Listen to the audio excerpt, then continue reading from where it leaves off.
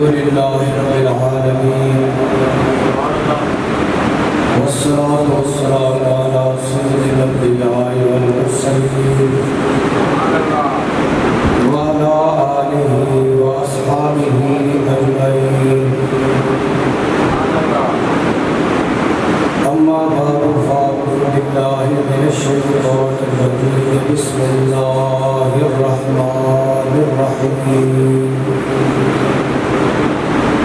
إنما يعمر مساجد الله من آمن بالله واليوم الآخر وأقام الصلاة وآتى الزكاة ولم يخش إلا الله. صدق الله مولانا العظيم وصدق رسوله النبي الكريم. إن الله وملائكته يصلون على النبي يا أيها الذين آمنوا صلوا عليه وسلموا تسليما. اللهم صل على سيدنا ومولانا محمد وعلى آل سيدنا ومولانا محمد صلاة دائمة مقبولة تعطي بها عنا حقه العظيم. الصلاة والسلام عليك يا رسول الله وعلى آلك وأصحابك يا حبيب الله.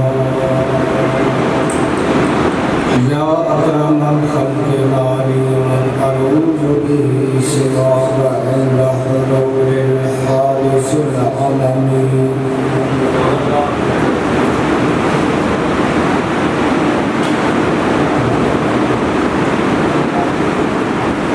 اگرچہ بت ہیں جماعت کی آستینوں میں، اگرچہ بت ہیں جماعت کی آستینوں میں، مجھے ہے حکم ازاں لا الہ الا اللہ. کون ہے تارک آئین رسول ہاشمی؟ کون ہے تارک آئین رسول ہاشمی؟ مصلحت وقت کی ہے کس کے عمل کا معیار؟ معزز سامعین، حفاظ، قراء، علماء، سادات، مشائخ، بالخصوص پانی محفل و مسجد علامہ محمد خان دامت برکاتہ، خالق کائنات جل شانہ کلمہ حق زبان پہ جاری فرمائے. وقت مختصر ہونے کی وجہ سے علماء کے اسماء گرامی اور تمہید طرف کر دی ہے کہ وقت زیادہ مختصر ہے. البتہ میں کچھ اپنی مرضی اور اختیار سے دیے گئے وقت میں جمع تفریح بھی کروں گا. میری جو گفتگو ہے میں اس وقت صرف اس کا خلاصہ پیش کر سکوں گا. وہ ہے مسجد کا مقام اور منبر رسول پہ بیٹھنے والوں کی ذمہ داری.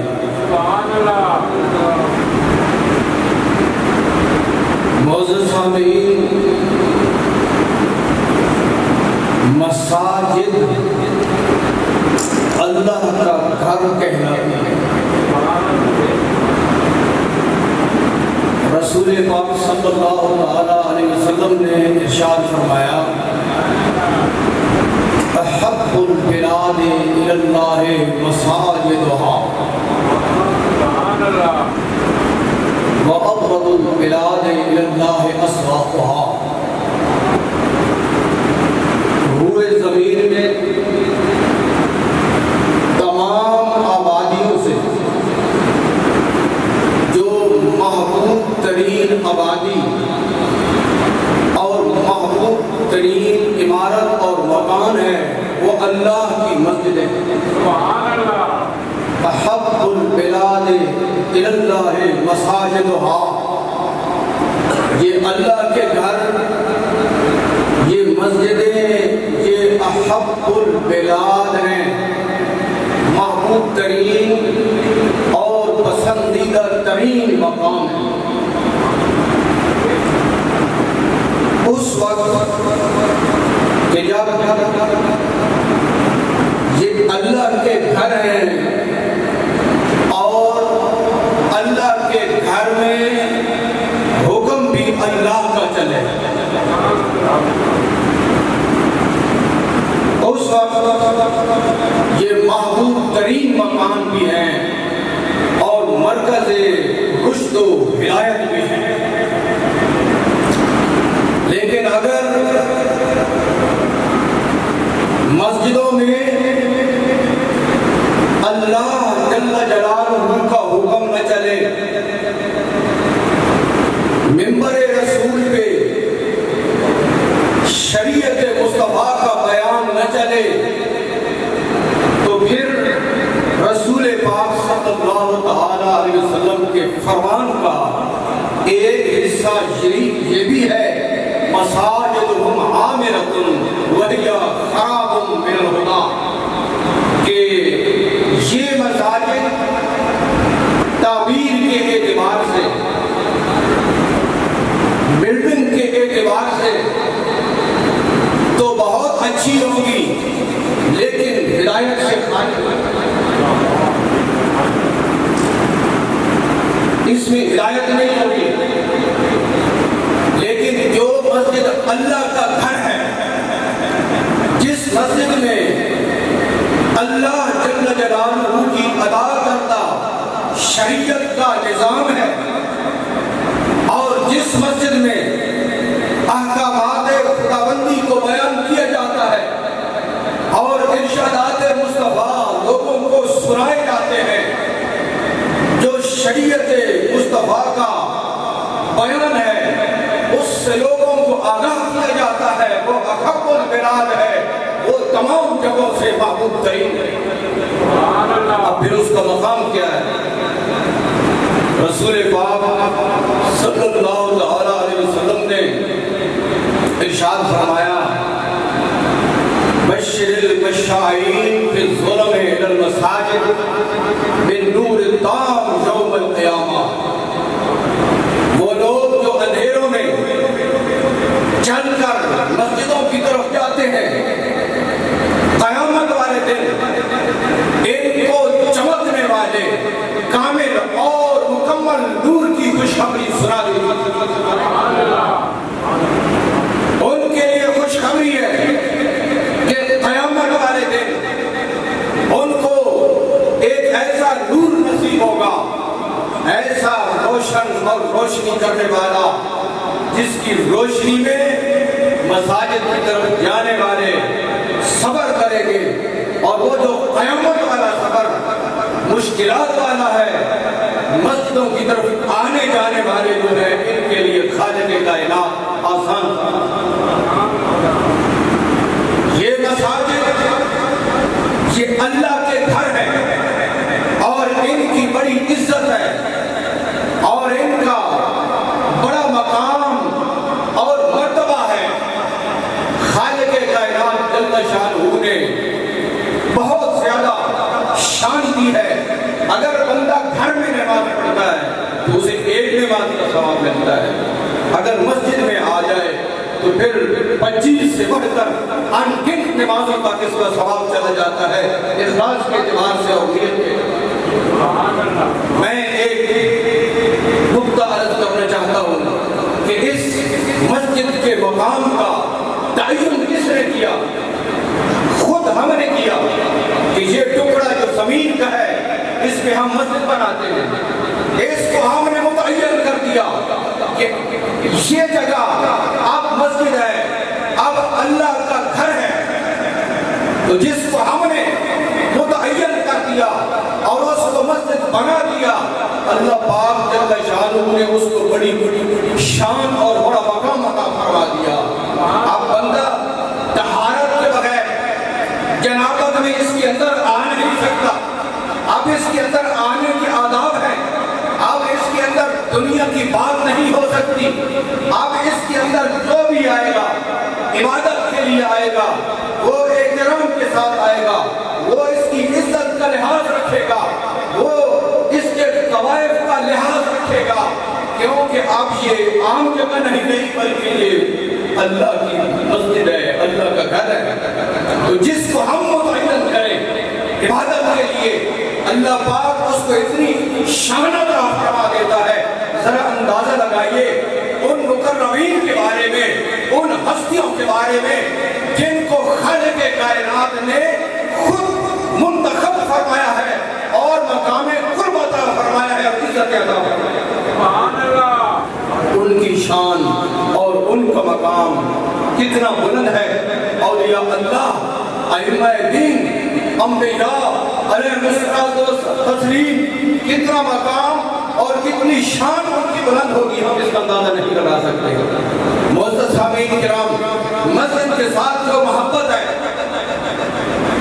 حدیث شریف میں آتا ہے نبی پاک علیہ السلام نے ارشاد فرمایا کہ قیامت والے دن 7 ایسے شخص ہوں گے جن کو خالق کائنات اپنی رحمتوں کا سایہ عطا فرمائے۔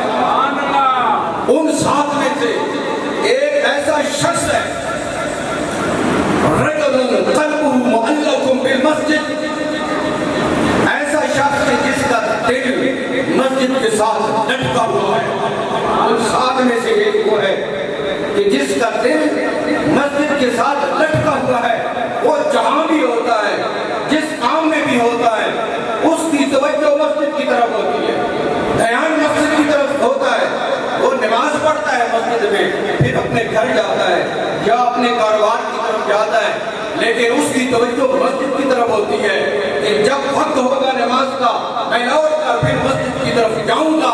تو جس کا دل مسجد کے ساتھ لٹکا ہوا ہے، ارشاد فرمایا یہ ان میں سے ایک ہے کہ قیامت والے دن خالق کائنات جل شانہ جس کو خود اپنے سائے رحمت عطا فرمائے۔ بنو سلمہ کا قبیلہ ہے، انہیں معلوم ہوا کہ مسجد نبی شریف کے ارد گرد جگہ خالی ہے، انہوں نے ارادہ کیا کہ ہم مسجد شریف کے قریب اپنا گھر بناتے ہیں۔ کتنی محبت تھی اللہ کے گھر کے ساتھ، کتنی محبت تھی صحابہ کرام رضوان اللہ تعالیٰ علیہم اجمعین کو نمازوں کے ساتھ، کہ نمازوں کے لیے خالی جگہ کو دیکھ کر وہاں منتقل ہونے کا کہ ہم جاتے ہیں وہاں مسجد بنائیں گے، وہاں قیام کریں گے کہ ہمارے لیے نماز پڑھنا آسان ہو جائے گی۔ یہ صحابہ کرام کا ایک شوق تھا۔ رسول پاک صلی اللہ علیہ وسلم کو علم ہوا کہ قبیلہ بنو سلمہ یہ ارادہ رکھتا ہے، نبی پاک علیہ السلام نے ان کو ارشاد فرمایا کہ اے قبیلہ بنو سلمہ، مجھے معلوم ہوا ہے کہ تم یہ ارادہ رکھتے ہو کہ اپنے گھروں کو مسجد کے قریب لے آؤ۔ عرض کی حضور اسی طرح ہی ہمارا ارادہ ہے۔ نبی پاک علیہ السلام نے ارشاد فرمایا دیارکم تکتب آثارکم، دیارکم تکتب آثارکم، بنو سلمہ قبیلہ تم اپنی جگہ پہ رہو، جہاں تمہارے گھر ہیں وہاں ہی تم رہو۔ کیوں کہ تم جو چل کر مسجد آؤ گے تمہیں اس چلنے کا بھی ثواب ملے گا، ہر قدم کے اٹھنے پہ تمہیں ثواب ملے گا، لہذا تمہارا گھر بے شک وہاں رہے، جب تم چل کر آؤ گے تو اس چلنے کا بھی تمہیں ثواب ملے گا۔ تو صحابہ کرام رضوان اللہ تعالیٰ علیہ اجمعین تو خواہش رکھتے تھے کہ ہمیں ثواب ملے، ہماری نیکیوں میں اضافہ ہو، تو یہ خبر سن کر پھر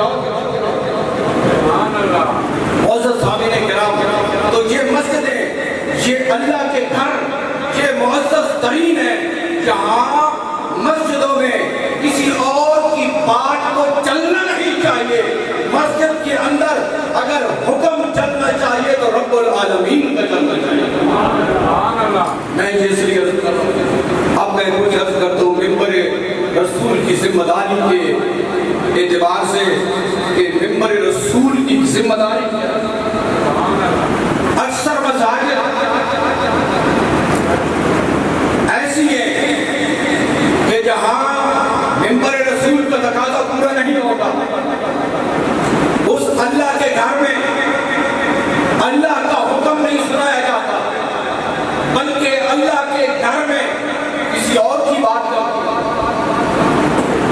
جس کی وجہ سے مساجد ہدایت سے خالی ہو گئے. اب ایک روایت سنیے. رسول پاک صلی اللہ تعالی علیہ وسلم نے ارشاد فرمایا یوشکو ان یاتی علی الناس زمان لا یبقى من الاسلام الا اسمه ولا يبقى من القرآن الا رسمه مساجدهم عامرة وهي خراب من الهدى علماؤهم شر من تحت ادیم السماء.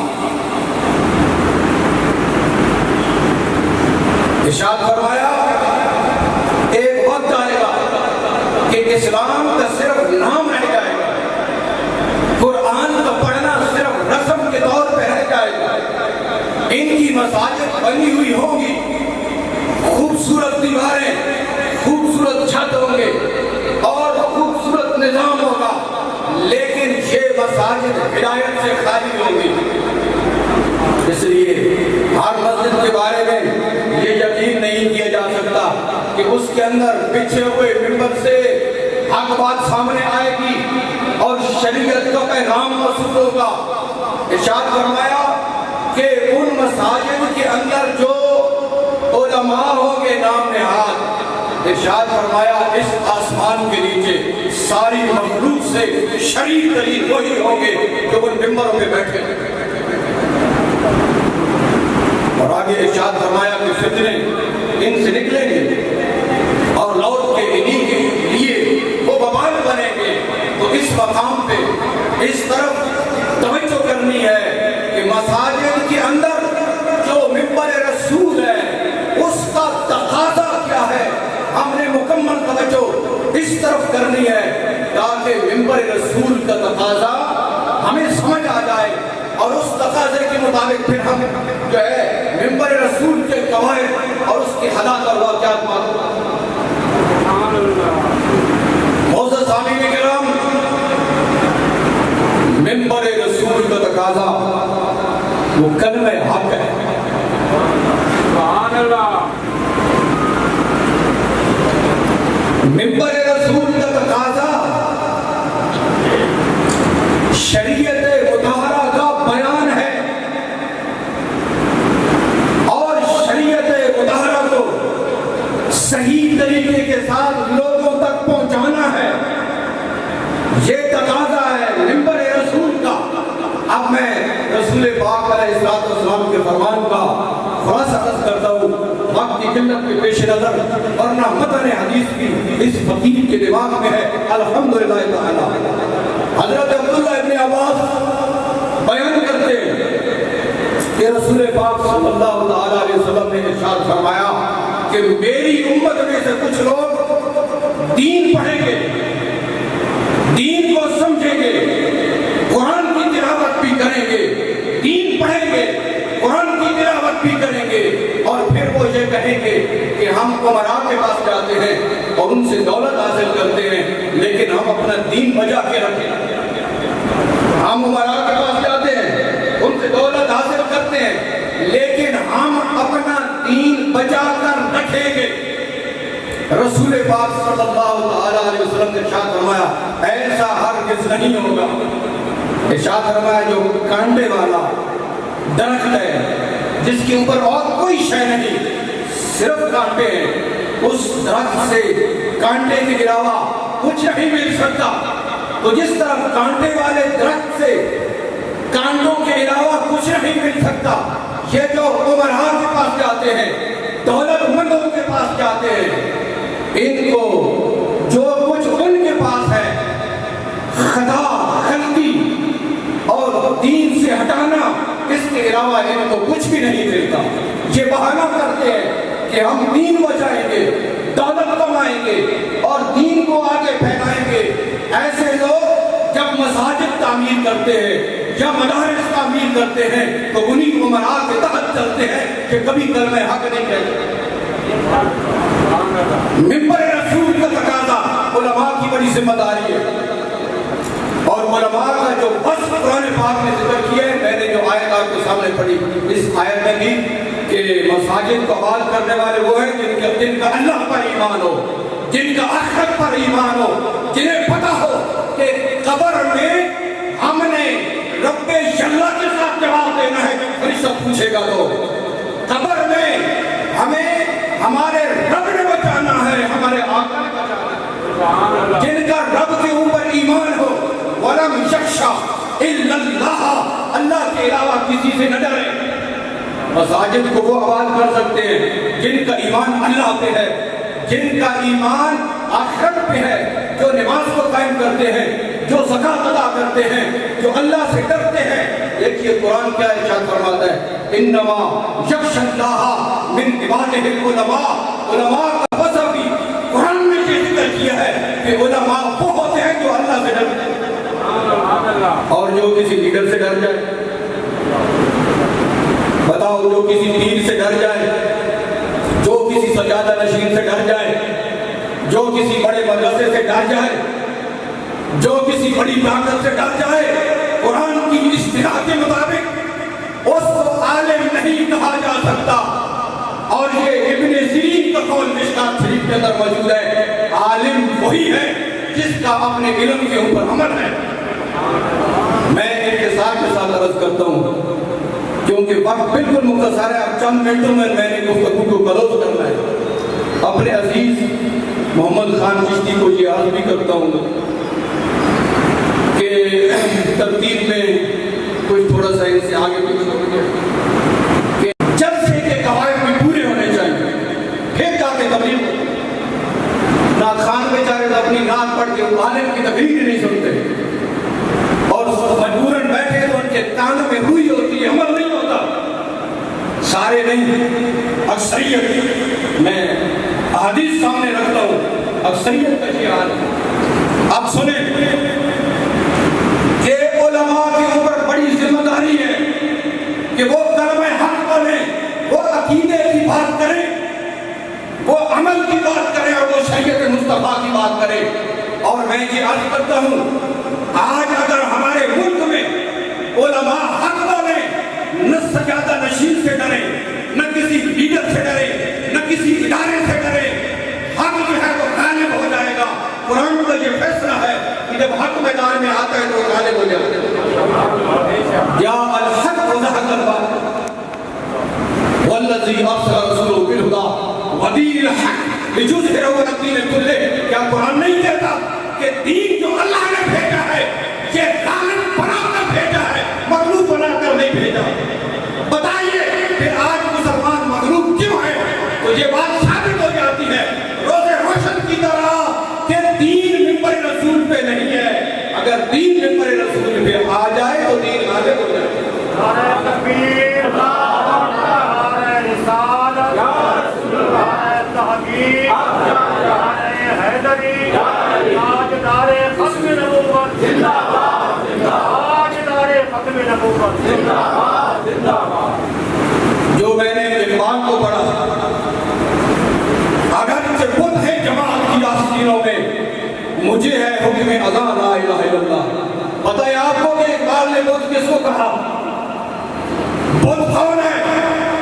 जिसकी बस्ती जिस दौर में शुरू है और इसका इंतकाम करने वाले वो अरबाबे मिंबर और मेहराब हैं जो बुत परस्ती का इंतकाम कर रहे हैं।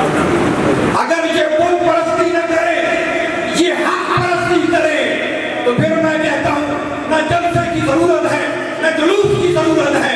हक खुद ब खुद गालिब होकर बताएगा कि मैं आ गया। हक खुद बताएगा कि मैं आ गया हूँ। मुअज़्ज़ज़ सामीन किराम, آج ہمارا دین خانقاہوں کے ہاتھوں کھلونا بن چکا ہے، بڑے اداروں کے ہاتھوں کھلونا بن چکا ہے، بڑے لیڈروں کے ہاتھوں کھلونا بن چکا ہے، لیکن عالم علم حق ادا نہیں کر رہے۔ صلی اللہ علیہ وسلم نے ارشاد فرمایا کہ داڑھی کو قبضہ کے مطابق رکھو، داڑھی کو بڑھاؤ اور مونچھوں کو کٹاؤ، تو جو اس کے مطابق نہیں وہ پیر ملت نہیں ہو سکتا، وہ رہبر شریعت نہیں ہو سکتا۔ مجھے بتاؤ کہ علماء یہ کردار ادا کر رہے ہیں، اور جتنا مجمع بیٹھا ہے مجھے بتاؤ کہ جو یا رسول اللہ کے منکر ہیں، جو یا غوث اعظم کے منکر ہیں، جو اولیاء کی شان کے منکر ہیں، جو ائمہ دین کے مقام اور مرتبہ کے منکر ہیں، اور جنہوں نے یہ کہا کہ نماز میں اگر رسول پاک صلی اللہ علیہ وسلم کا خیال آ جائے تو نماز ٹوٹ جاتی ہے۔ بتائیں آپ کو جن لوگوں نے یہ کہا، بتاؤ وہ بے ادب اور گستاخ ہیں یا نہیں ہیں؟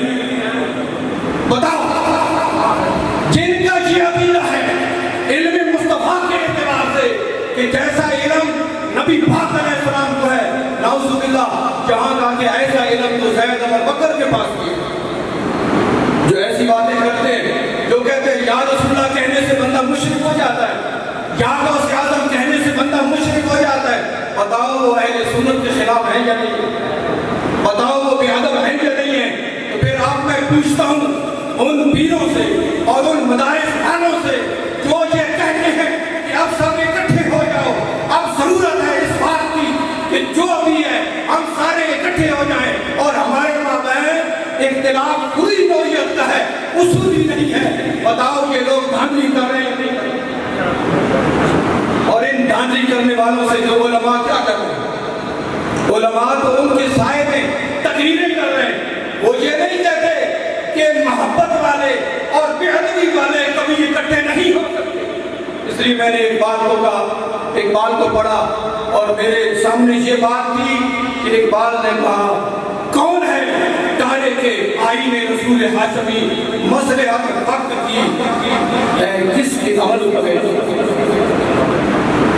اس لیے منبر رسول کے تقاضے کے اعتبار سے میں یہ پیغام دینا چاہتا ہوں، علماء بھی موجود ہیں، عوام اہل سنت بھی موجود ہیں، منبر رسول اس لیے ہے کہ یہاں پہ رسول کی بات کی جائے۔ رسول پاک صلی اللہ علیہ وسلم نے ارشاد فرمایا کہ میری امت میں 73 فرقے ہوں گے، 72 جہنم میں جائیں گے، اور ایک بتاؤ یہ فرمان تم نے سنا یا نہیں سنا؟ تو جو پیر کہتا ہے کہ سب ٹھیک ہے، سب جنت میں جائیں گے، تو یہ رسول پاک صلی اللہ علیہ وسلم سے مقابلہ کر رہا ہے یا نہیں کر رہا؟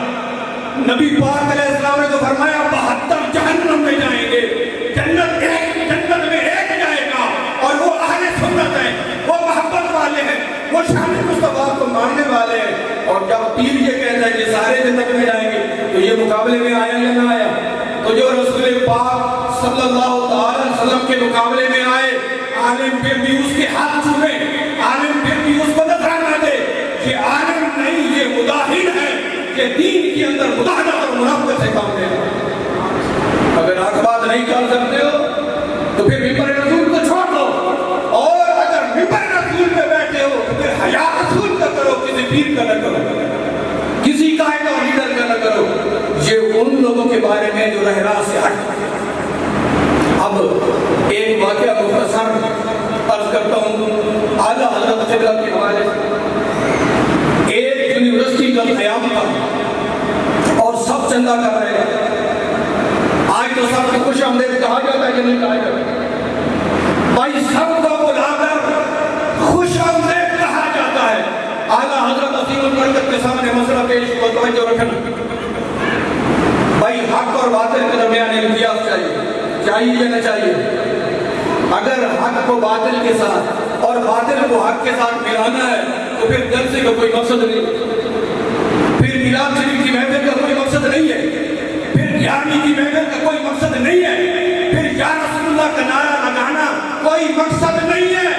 اور یہ بات سمجھو، صرف یا رسول اللہ کا نعرہ لگانے سے بندہ سنی نہیں ہو جاتا۔ سنی ہونے کے لیے ضروری ہے کہ یا رسول اللہ کا نعرہ بھی لگائے اور جو یا رسول اللہ کا منکر ہے اس سے الگ بھی ہو جائے۔ ثابت کر کے دکھائے کہ یا رسول اللہ کا نعرہ بھی لگائے اور منکر کو بھی سینے سے لگائے پھر سنی رہے، مجھے ائمہ کے حوالے سے بھی ثابت کر کے دکھائے۔ صبح قیامت تک ثابت نہیں کر سکتا۔ سنی وہ ہے جو یا رسول اللہ کا نعرہ بھی لگاتا ہے لیکن منکر سے بھی الگ رہتا ہے۔ اعلیٰ حضرت سے پوچھا گیا کہ حضور سارے اکٹھے ہیں، سنی بھی ہے منکر بھی ہے اور چندہ کر رہے ہیں اور یونیورسٹی بنا رہے ہیں۔ آج ہمارے مدارس کی یونیورسٹیاں بن رہے ہیں، اللہ بچائے۔ یہ اسلامیہ بہاولپور یونیورسٹی یہ بھی پہلے مدرسہ جہاں زنا کا اڈا کھلا ہوا ہے، یہ پہلے کیا تھا؟ یہ مدرسہ تھا، یونیورسٹی بن گئی، اب ہمارے مدارس کی یونیورسٹی بن رہے ہیں۔ یہ فتویٰ کون سنائے گا کہ جو ادارہ یونیورسٹی کی صورت اختیار کر جائے، اعلیٰ حضرت نے فرمایا اس کو چندہ دینا حرام ہے، اس کو چندہ دینا حرام ہے، قربانی کی کھال اس کو نہیں دینی چاہیے، اس کے ساتھ تعاون نہیں کرنا چاہیے، تعاون صرف وہاں ہی کرنا چاہیے جہاں قال اللہ تعالی رسول کی صدا ہے۔ اس بات میں نہیں ہے میرے پاس سارا ریکارڈ موجود ہے، یہ پیغام ہے، یہ اس وجہ سے تو پہلے اس کی بنیاد اگر میں حق پہ ہو جائے۔ اب اعلیٰ حضرت کی بات سنیں اور پھر گفتگو کو ختم کر دیں۔ یہ 2-4 منٹ کا رد بدل جو میں نے کہا میرے اختیار سے، اگر عالم اتنا ہی بے اختیار ہو جائے تو بدل نہیں رہے۔ دیکھیں اعلیٰ حضرت کے سامنے عرض کی ہے کہ حضور یونیورسٹی بڑھ رہی ہے اور سارے اکٹھے ہیں، سنی بھی ہے اور دوسرے بھی ہیں، تو بتلائیے وہاں چندہ دینا چاہیے اور یونیورسٹی کا قیام ہو جائے گا، فائدہ ہوگا، اور دعویٰ ہے کہ جب تم علم حاصل کرو گے تو کامیاب ہو جاؤ گے، تو ترقی کر جاؤ گے۔ آپ نے ارشاد فرمایا کہ اگر اسلام چلا جائے، سنت اگر اسلام چلا جائے اور دین ہاتھ سے چلا جائے اور یونیورسٹی بن جائے تو کیا بتاؤ؟ کہ اعلیٰ حضرت نے ارشاد فرمایا کہ اسلام چلا جائے، یونیورسٹی بن جائے تو اس کا کیا فائدہ، اور اگر اسلام باقی رہے یونیورسٹی نہ رہے تو فائدہ کس میں؟ بتاؤ۔ یونیورسٹی نہ رہے دین باقی رہے، یہ ایک شک ہے، اور دوسری شک یہ ہے کہ دین چلا جائے اور یونیورسٹی معرض وجود میں آ جائے۔ بتاؤ کس چیز کو پسند کرتے ہو؟ دین ہاتھ سے لے کر اگر آزاد ہو ملت میں باندھ کہا، اور یہ قابل غور شعر ہے، دین ہاتھ سے لے کر اگر آزاد ہو ملت ہے، ایسی تجارت میں مسلمان کا خسارہ، فائدہ نہیں ہے۔ اس لیے حاضرین ہمیں ائمہ کا تابعدار ہو کے رہنا چاہیے، اور جو تعلیم ابھی محترم انصر عباس صاحب پیر سیال کا کلام پڑھ رہے تھے، تو پیر سیال نے ہمیں جو پیغام دیا ہے اس کے اوپر کون کھڑا ہے؟ یہ دیکھنے چاہیے۔ پیر سیال کی جو تعلیم ہے اس تعلیم کے اوپر کون کھڑا ہے؟ حضور شیخ الاسلام خواجہ محمد قمر الدین سیاسی کی جو تعلیم ہے دیکھو کہ اس کے اوپر کون کھڑا ہے۔ حضرت پیر مہر علی شاہ کی جو تعلیم ہے دیکھو کہ اس کے اوپر کون کھڑا ہے۔ اس لیے ضروری یہ بات ہے کہ ہم ان تقاضوں کو پورا کریں جو عقیدہ حق اہل سنت ہے، اور عقیدہ حق اہل سنت اس وقت محفوظ رہے گا جب ہم باطل سے کٹ جائیں گے۔ اگر باطل کے ساتھ بھی ملے رہیں اور ساتھ حق کی بات بھی کرتے رہیں تو اس کو پھر حق نہیں کہیں۔ اور اگر آپ توجہ کریں، غور کریں، تو کلمے کا سبق ہی یہی ہے، لا الہ الا اللہ۔ اب تمہارا دماغ پھٹ جائے گا اگر میں یہ بات نہیں کروں گا، کیونکہ ٹائم بھی نہیں ہے، کہ جن لوگوں نے اس کلمے کا بھی خلاف کیا۔ کلمہ کہتا ہے کہ کوئی اور معبود نہیں ہے اللہ کے سوا، کوئی اور معبود نہیں ہے اللہ کے سوا، اور یہ خاص علماء کے لیے کہ یہ میرے ساتھ رابطہ کریں اور میں ان کو بتاؤں کہ کون سے وہ لوگ ہیں جنہوں نے ایک بہت بڑی کانفرنس منعقد کر کے یہ کہا کہ ہم اللہ کہتے ہیں، تم رام کہتے ہو، تم بھگوان کہتے ہو، جو کچھ بھی کہتے رہو، تم بھی ٹھیک ہو اور ہم بھی ٹھیک۔ یہ بات یہ باتیں کہاں میں نہ جو کرو. امام احمد رضا کا ہم نام لے لیتے ہیں, پیر سیال کا ہم نام لے لیتے ہیں, پیر مہر علی شاہ کا ہم نام لے لیتے ہیں, لیکن یہ پتہ نہیں کہ انہوں نے فرمایا. انہوں نے کیا فرمایا؟ یہ لوگوں کی زبانیں گم ہو گئی جب پنڈی کی اس شاہ نے ورفانا مکان علیہ کی تفسیر کی. کیا اس نے تفسیر کو بگاڑا نہیں؟ کیا اس نے قرآن کے اندر تعلیم نہیں کی؟ اور کیا اس نے اہل بیت کی بے ادبی نہیں کی؟ کیا اس نے صحابہ کی بے ادبی نہیں کی؟ کیوں نہیں علماء بول کر اس بات کو کھل کر بیان کرتے کہ جو شریعت سے ہٹتا ہے, جو نظریے سے ہٹتا ہے, ہمارا ایک جملہ ہے کہ جو حق سے ہٹ جاتا ہے خدا اس سے تم بھی ہٹ جاؤ. جو حق سے ہٹ جائے اس سے تم ہٹ جاؤ. اور میں نے ایک مقام پہ عرض کیا, میں آج پھر عرض کرتا ہوں کہ اگر علماء حق بولے, سچ بولے, تو وہ پیر جو ملنے کے لیے وقت نہیں دیتے, جن کے ہاتھ خراب ہوتے ہیں غریب مرید کو ملنے سے, جن کے ہاتھ میلے ہوتے ہیں غریب مرید کو ملنے سے, جن کے پاس نہ نماز کا وقت ہے, جن کے پاس نہ لوگوں کی اصلاح کرنے کا وقت ہے, ان کے پاس گھوڑے ہیں, کتے ہیں, اور ان کے پاس گاڑیاں ہیں, غریب کو ملنے کے لیے ان کے پاس وقت نہیں ہے. مرید دھوپ میں بیٹھا ہے لیکن ان کا کتا ایسی میں ہے, مرید کو وقت میں دال نہیں ملتی اور گھوڑے کے ٹیم کی پہلوان موجود ہے. بتاؤ سنیت یہ ہے. اور آج لوگ سنیت کو چھوڑ رہے ہیں. ان کو دیکھ کر ہم یہ اعلان کرتے ہیں, یاد رکھو کہ یہ لوگ سنیت کے ترجمان نہیں ہیں. سنیت کی اگر ترجمانی کسی نے کی ہے تو امام اعظم ابو حنیفہ نے. سنیت کی ترجمانی اگر کسی نے کی ہے تو امام احمد رضا نے کی ہے. ہاں ادھر جا کے بات ہے تو پھر کرو. اس دور کے پیروں اور سجادہ نشینوں کو دیکھ کر اہل سنت سے پھرنے کی ضرورت نہیں ہے, کیونکہ اہل سنت کا ان کے ساتھ کوئی تعلق نہیں ہے اور ان کا اہل سنت. میں نے عرض کیا کہ علماء اگر حق بولیں, آج سے حق بولنا شروع کر دیں. مثال دے رہا ہوں, 1 مہینے کے اندر